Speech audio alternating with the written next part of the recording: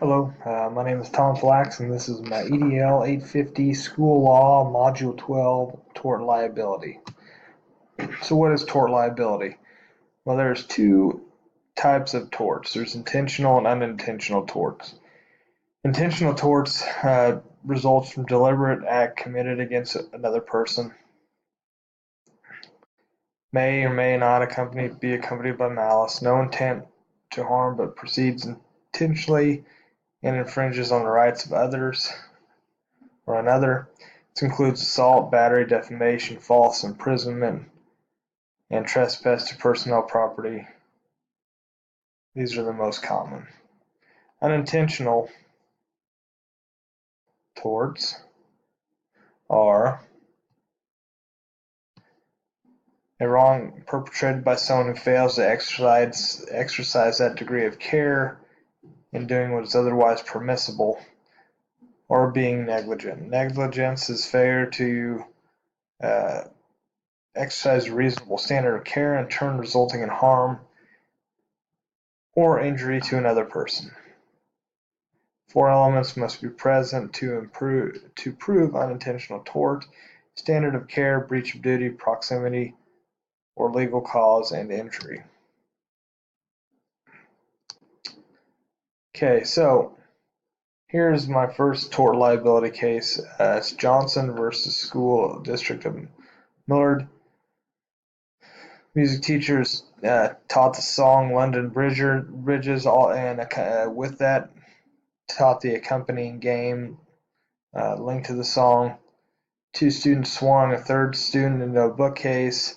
Teacher was not watching students because she said she was attending to another student, or was up at the blackboard. Student who was accidentally tossed in the bookcase received a large cut above his eye, and I believe around 50 stitches. Reactive measures. In my school, an administrator will contact the parents, find out what happened, probably would contact legal counsel, and at some point in time would also have called the ambulance or called 911. I'm sure there was massive blood.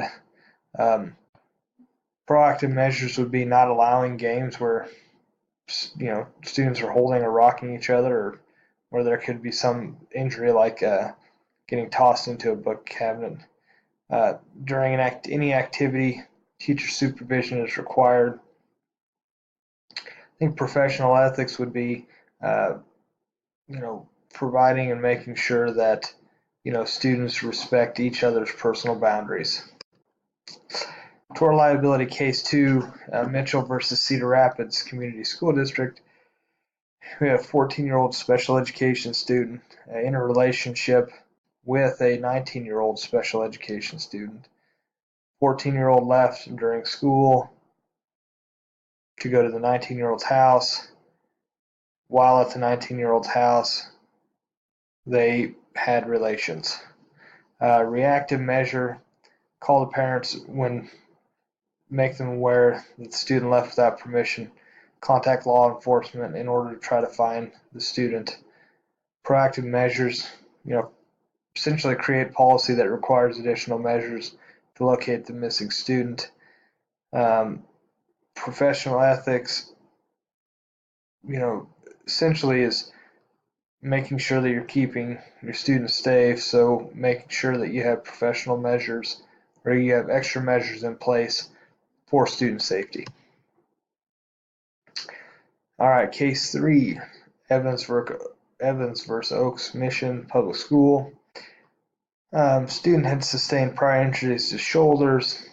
In a physical education class, a student re-injured his shoulder while wrestling in the physical education class.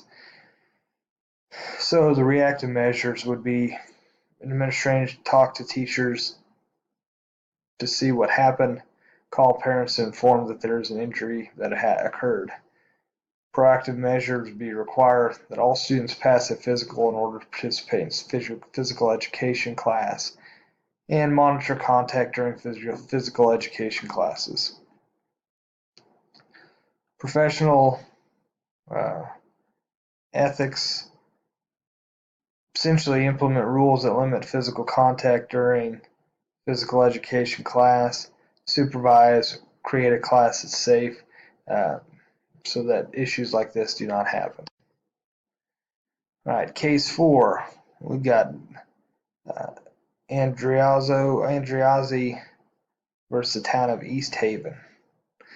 13-year-old cross-country runner running practice on the school track runs into a bench that was in lane 1, caused a broken wrist.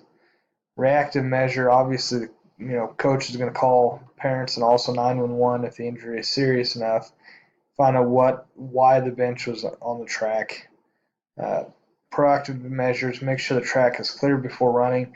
Create rules that limit the amount of runners that are running together, so that obviously if you have a large group of runners running together, possibility of things happening because of not paying attention or just visiting, and so limit the amount of runners who are running together. Professional ethics, make it a point to make sure all running paths are free from obstruction. Case 5, William versus Manhattan Beach City School District. This happened during a summer school session. Student left early.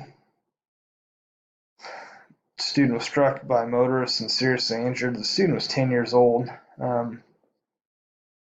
Obviously, a reactive measure would be to contact parents and law enforcement to locate the student. Find out how the student was able to leave unnoticed. Proactive measures would be create checks in order to not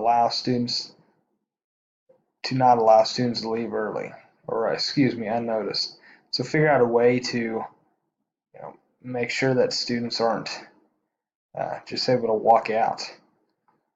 Professional ethics, be aware of all students under your care in order to keep them safe.